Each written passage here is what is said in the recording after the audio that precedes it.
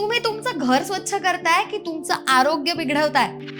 आपण आपलं घर स्वच्छ आणि सुगंधित ठेवण्यासाठी कायम कुठल्या ना कुठल्या प्रॉडक्टचा वापर हा करतच असतो, जसं की floor cleaners, room fresheners, bathroom fresheners वगैरे. घर स्वच्छ दिसावं, सुगंधित असावं ही सगळ्यांचीच इच्छा असते, पण ही स्वच्छता तुमच्या आरोग्यासाठी योग्य आहे का?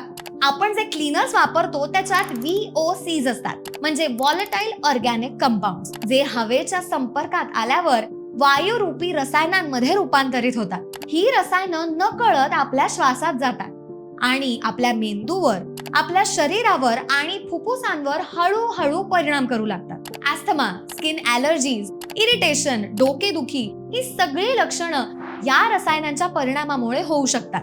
तुमच्या घरात जर वृद्ध माणसं, लहान मुलं किंवा पाळीव प्राणी असतील तर त्यांना या रसायनांचा परिणाम जास्त जाणवतो.